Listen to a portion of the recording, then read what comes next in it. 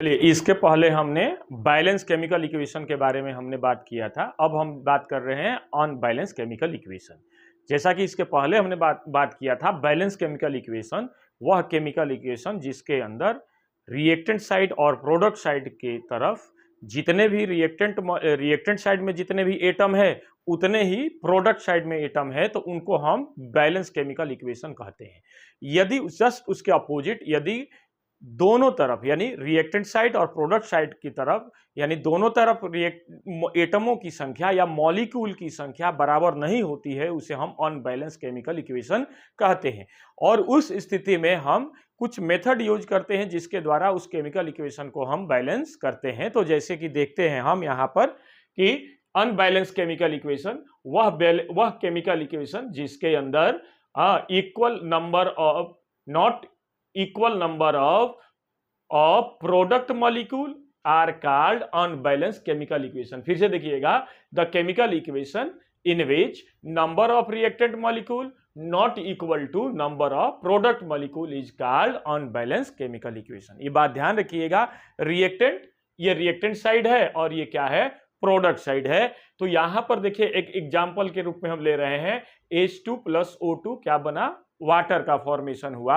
यहां पर दो हाइड्रोजन एटम है, यहां पर भी दो हाइड्रोजन एटम है, इधर दो ऑक्सीजन एटम है लेकिन इधर एक ऑक्सीजन एटम है। तो इस प्रकार हम कह सकते हैं कि यह अनबैलेंस केमिकल इक्वेशन है। जैसा कि यहां पर देखिएगा, इन रिएक्टेंट और इन प्रोडक्ट, तो नंबर ऑफ हाइड्रोजन एटम कितने हैं रिएक्टेंट साइड में, दो।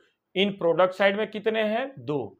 Number of oxygen atom, reactant side में ऑक्सीजन एटम कितने हैं, दो। लेकिन प्रोडक्ट साइड में कितने ऑक्सीजन एटम है, एक है। ठीक है कि नहीं, हाँ ठीक है। तो अब देखिएगा, since number of reactant molecule not equal to number of product molecule, so given chemical equation is unbalance chemical equation. ये तो क्लियर हुआ। अब हम करते हैं बैलेंसिंग ऑफ केमिकल इक्वेशन। कैसे जो अनबैलेंस केमिकल इक्वेशन है उसको हम कैसे बैलेंस करेंगे, इसके बारे में हम बात करेंगे। यहां पर देखिएगा, balancing the chemical equation by heat trial method, एक सिंपल मेथड है जिसकी सहायता से हम किसी भी अनबैलेंस केमिकल इक्वेशन को बैलेंस केमिकल इक्वेशन में तब्दील करते हैं। जैसे क्या देखिएगा, हाइड्रोजन रिएक्ट कर गया ऑक्सीजन से, क्या फॉर्म हो गया, ऑक्सीजन वाटर फॉर्म हो गया। अनबैलेंस केमिकल इक्वेशन है। देखिएगा, इन रिएक्टेड साइड और इन प्रोडक्ट साइड, रिएक्टेंट साइड में नंबर ऑफ हाइड्रोजन एटम कितने हैं, दो है। प्रोडक्ट साइड में नंबर ऑफ हाइड्रोजन एटम कितने हैं, दो है। सीरीज में हाइड्रोजन एटम बैलेंस है। लेकिन नंबर ऑफ ऑक्सीजन एटम कितने हैं, रिएक्टेंट साइड में दो है और प्रोडक्ट साइड में कितने हैं, एक है। तो अब हम क्या करेंगे कि अब since number of reactant atom not equal to number of product atom, so given chemical equation is unbalanced, we can balance by following way। इस unbalanced chemical equation को हम इस तरह से इसे क्या करते हैं, बैलेंस कर सकते हैं। जैसे कि देखिएगा, क्या करेंगे हम, तो यहां पर देखिएगा बैलेंस कर रहे हैं हम। तो number of hydrogen atom is equal on both side but number of oxygen atom is unbalance. ठीक है, तो two oxygen atom is left side while the one oxygen atom is right side, so multiply by 2 with water and write 2H2O so that। ठीक है, तो देखिएगा यहां पर देखिएगा हाइड्रो H2 है और O2 है यहाँ। ठीक है, तो यहां पर देखिएगा रिएक्टेंट साइड में number of hydrogen atom 2, number of product में कितने हाइड्रोजन एटम है, 4 हो गए। जब 2 से मल्टीप्लाई किया यहां पर तो हम ये कितना हो गया, 2 दूनी 4, यानी 4 हाइड्रोजन एटम हो गए। लेकिन रिएक्टेंट साइड में कितने हाइड्रोजन एटम है, 2 है। ऑक्सीजन 2 है, यहां पर ऑक्सीजन 2 हो गया, ऑक्सीजन तो बैलेंस हो गया। ये ध्यान रखिएगा, यहां पर जो है, यहां पर H2 और O2 है, तो हाइड्रोजन और ऑक्सीजन, 2 ऑक्सीजन है 2 हाइड्रोजन है रिएक्टेंट साइड में। लेकिन प्रोडक्ट साइड में यहां पर 2 हाइड्रोजन है, एक ही ऑक्सीजन है। यहां पर जब हम 2 से मल्टीप्लाई किया बैलेंस करने के लिए, तो हाइड्रोजन कितना हो गया, प्रोडक्ट साइड में 4 हो गया। जिस तरह से केमिकल इक्वेशन अनबैलेंस हो गया। किस केस में, हाइड्रोजन के केस में। हाइड्रोजन तो बैलेंस था लेकिन ये क्या हो गया, इनबैलेंस हो गया। तो लेकिन ऑक्सीजन क्या हो गया, बैलेंस हो गया। अब क्या करेंगे कि इस हाइड्रोजन की तरफ क्या करेंगे, 2 से मल्टीप्लाई कर देंगे, तो 2 दूनी क्या हो गया 4, ये 4 हो गया। यहां पर क्या है, ये 2 दूनी 4, ये क्या हो गया 4। तो यहां पर ये हाइड्रोजन भी 4 हो गया, ऑक्सीजन 2 हो गया। इधर 2 से मल्टीप्लाई करेंगे हाइड्रोजन 4 हो गया, लेकिन ऑक्सीजन क्या हो गया 2। तो इस तरह से केमिकल इक्वेशन क्या हो जाएगा, बैलेंस हो जाएगा। देखिएगा इन रिएक्टेड साइड में number of hydrogen atom 2, in product side में हाइड्रोजन एटम कितने हो गए 4 अब हो गए। इन नंबर ऑफ ऑक्सीजन एटम 2 और प्रोडक्ट साइड में भी नंबर ऑफ ऑक्सीजन एटम क्या है 2 है। तो ऑक्सीजन बैलेंस हो गया, अब हाइड्रोजन इनबैलेंस हो गया। अब क्या करेंगे कि 2 से मल्टीप्लाई कर देंगे, किसमें, हाइड्रोजन से मल्टीप्लाई कर देंगे।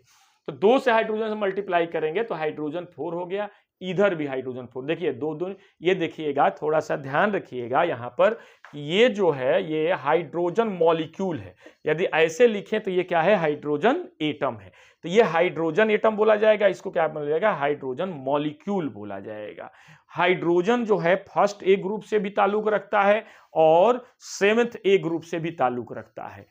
सेवेंथ ए ग्रुप से क्यों ताल्लुक रखता है, क्योंकि यह एनाइन बनाता है, निगेटिव चार्ज कंटेन करता है और पॉजिटिव चार्ज कंटेन करता है, इसीलिए हम फर्स्ट ए ग्रुप से भी इसको, इसीलिए इसे हम रगे एलिमेंट के नाम से भी जानते हैं। तो ये केटाइन भी बनाता है और एनाइन भी बनाता है, दोनों फॉर्म करता है। तो एनाइन फॉर्म करेगा तो नॉन मेटालिक प्रॉपर्टी रखेगा और केटाइन फॉर्म करेगा तो मेटालिक प्रॉपर्टी रखेगा। ठीक है, तो देखिएगा 2 2 क्या, ये हाइड्रोजन भी बैलेंस हो गया। देखिए 4 इधर हो गया, 4 इधर भी हो गया, 2 ऑक्सीजन इधर है और 2। देखिएगा ये 2 से जब मल्टीप्लाई किए तो देखिएगा ये वाटर है, तो वाटर कितने मॉलिक्यूल है, 2 मॉलिक्यूल है। यहां पर वाटर के मॉलिक्यूल कितने हैं, 1 मॉलिक्यूल है। हाइड्रोजन के कितने मॉलिक्यूल हैं, 1 मॉलिक्यूल है। ऑक्सीजन के कितने मॉलिक्यूल है, 1 मॉलिक्यूल है। लेकिन यहां पर देखिएगा जब 2 से मल्टीप्लाई किया तो हाइड्रोजन कितने मॉलिक्यूल हो गए, 2 मॉलिक्यूल हो गए। ऑक्सीजन कितने मॉलिक्यूल हो गए, 1 मॉलिक्यूल हो गए। यहां पर देखिएगा हाइड्रोजन के 2 मॉलिक्यूल, यहां पर देखिए, और ऑक्सीजन के भी, ऑक्सीजन कितने मॉलिक्यूल हो गए, 1 मॉलिक्यूल। देखिएगा यहां पर 2O, इसको हम ऐसे लिख सकते हैं, O2 लिख सकते हैं। क्यों, ये ऑक्सीजन के 2 एटम बोलेंगे या ऑक्सीजन के 1 मॉलिक्यूल बोलेंगे। ठीक है, तो यहां पर इस तरह से हमने इसको क्या किया, this is a balance chemical equation. इसी तरह से हम डिफरेंट टाइप के अनबैलेंस केमिकल इक्वेशन को हम बैलेंस करेंगे। बहुत आसान है, बहुत ज्यादा इस पर ध्यान नहीं देना है। जैसे जैसे आगे बढ़ेगा कोर्स उस तरह से हम आपको समझाते चलेंगे, आप ऑलरेडी समझ जाएंगे। ठीक है, types of chemical equation, reaction, कितने प्रकार के रिएक्शन होते हैं, जैसे combination reaction, decomposition reaction, displacement reaction, double displacement reaction और ऑक्सीडेशन रिएक्शन। इतने केमिकल रिएक्शन होते हैं, combination reaction, decomposition reaction, displacement reaction, double displacement reaction और ऑक्सीडेशन एंड रिडक्शन रिएक्शन। ये पांचों बहुत ज्यादा इंपॉर्टेंट है, हर जगह आपके केमिस्ट्री में इसका उपयोग आपको देखने को मिलेगा।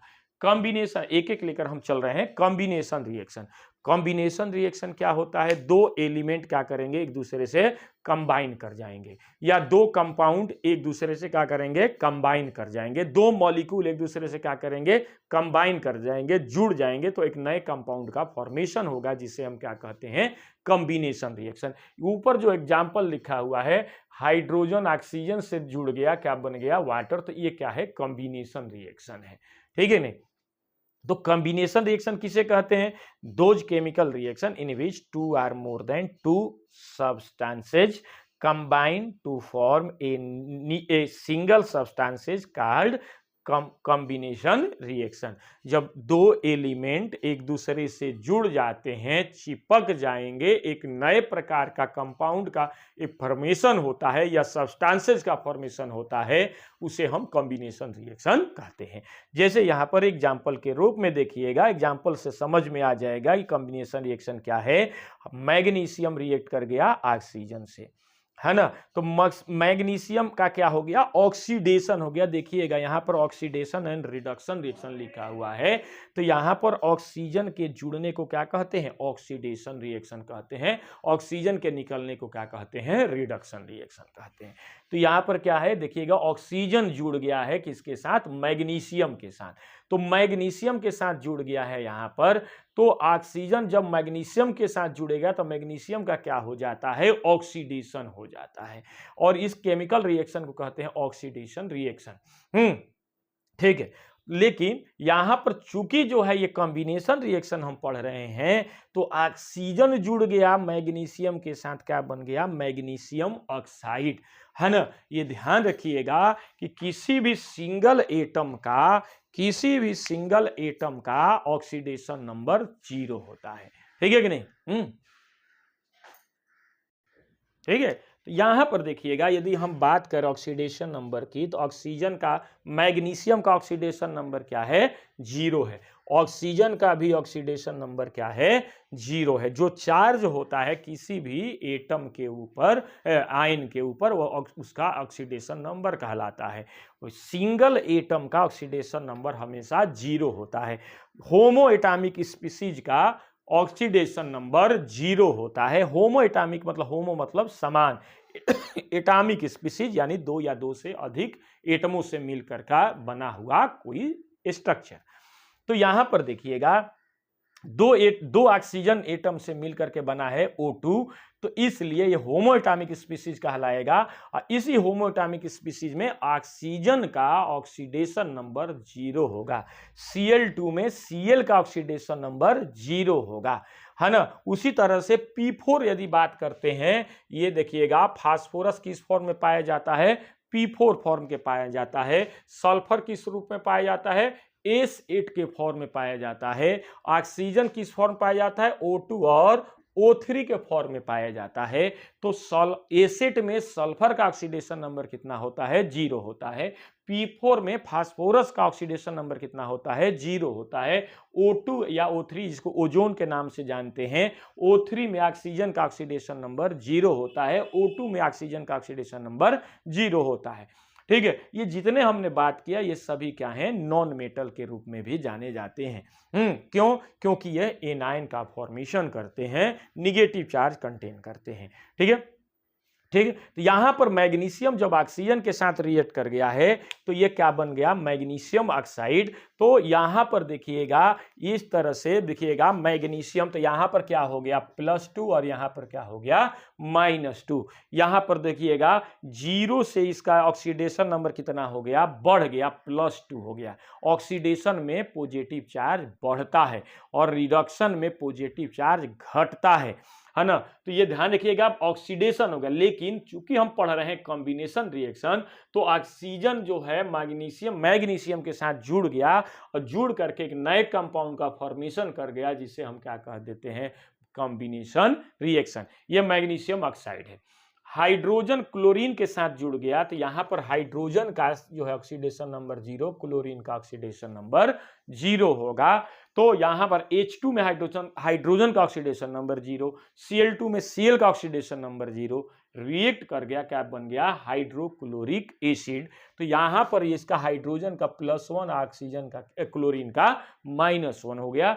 चूंकि ये दोनों एक दूसरे से जुड़ गए हैं, इसलिए ये क्या कहलाएगा, कॉम्बिनेशन रिएक्शन। यहां पर देखिएगा कैल्शियम ऑक्साइड, जानते हैं कैल्शियम ऑक्साइड का दूसरा नाम क्या है, क्विक लाइम है। और ये जो है, और दूसरा और क्या नाम है, चूना भी कहते हैं। चूना जो घर में यूज करते हैं रंगने पोतने में, तो ये कैल्शियम ऑक्साइड है। कैल्शियम ऑक्साइड को कहां डाल दिया हमने, वाटर के अंदर, पानी के अंदर डाल दिया, तो क्या बन गया, कैल्शियम हाइड्रोक्साइड। इस कैल्शियम हाइड्रोक्साइड का दूसरा नाम क्या है, स्लैग्ड लाइम, और क्या नाम है, स्लैग्ड लाइम, या और क्या नाम है, लाइम वाटर भी कहते हैं इसको। तो यहां पर ये देखिएगा, चूंकि ये कैल्शियम ऑक्साइड वाटर के साथ जुड़ गया और कैल्शियम हाइड्रोक्साइड बन गया, इसीलिए इसे क्या कह देंगे, इस केमिकल रिएक्शन को कॉम्बिनेशन रिएक्शन। यहां पर देखिएगा ये एक्सोथर्मिक केमिकल रिएक्शन का भी एग्जांपल है। ये देखिएगा क्योंकि जब चूने को पानी में डालते हैं तो हीट बड़ी तेजी से बाहर निकलती है, और हीट बाहर निकलेगी, तो इसलिए इसे केमिकल रिएक्शन क्या कह सकते हैं, एक्सोथर्मिक केमिकल रिएक्शन। तो ये एक्सोथर्मिक केमिकल रिएक्शन का भी एग्जांपल है और कॉम्बिनेशन रिएक्शन का भी एग्जांपल है।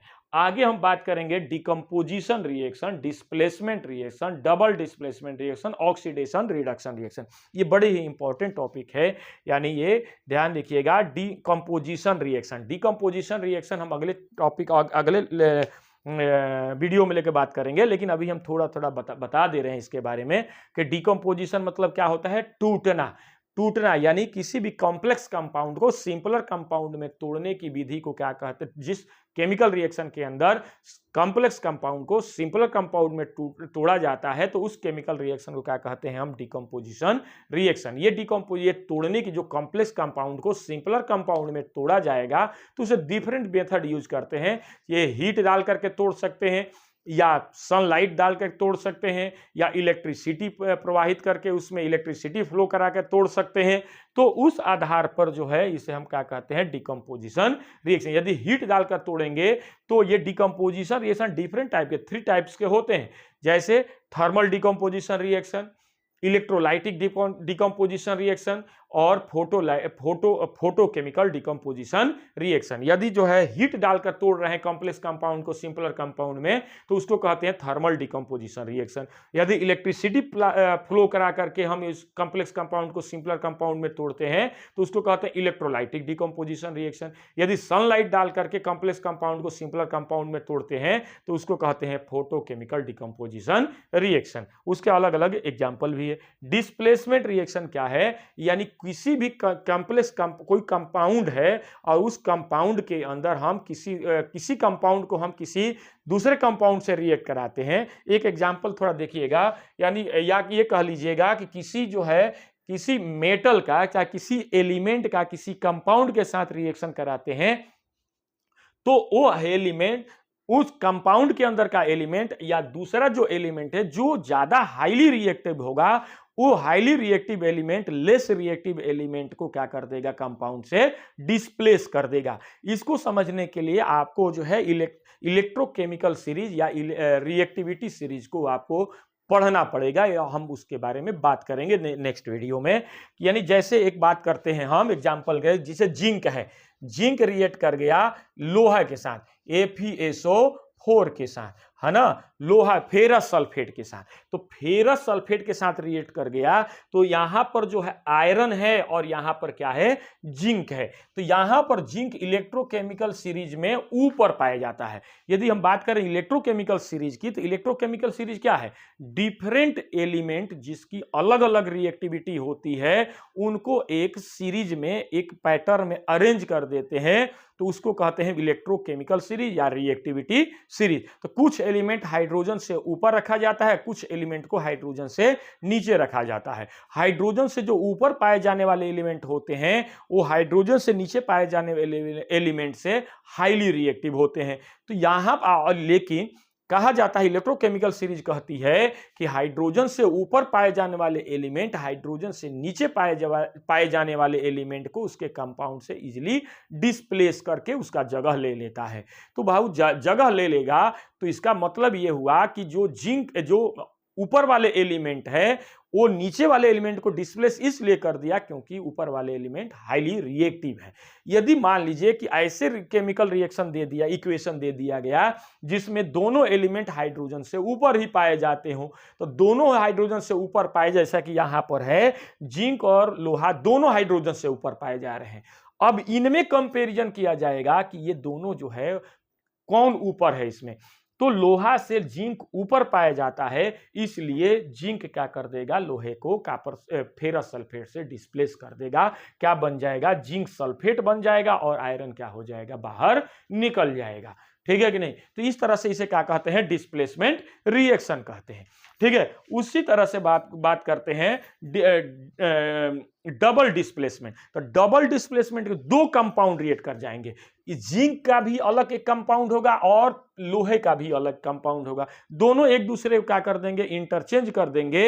एक less reactive highly reactive element less reactive element को उसके कंपाउंड से डिस्प्लेस कर देगा। और जो है जैसे मान लीजिए कि यहां पर जिंक कार्बोनेट है, तो ये एक दूसरे को क्या कर देंगे, एक दूसरे के जगह को क्या कर देंगे, रिप्लेस कर देंगे। ये यहां पर आ जाएगा और ये यहां पर चला जाएगा। तो इस तरह के जो केमिकल रिएक्शन होते हैं उन्हें क्या कहते हैं, डबल डिस्प्लेसमेंट रिएक्शन कहते हैं।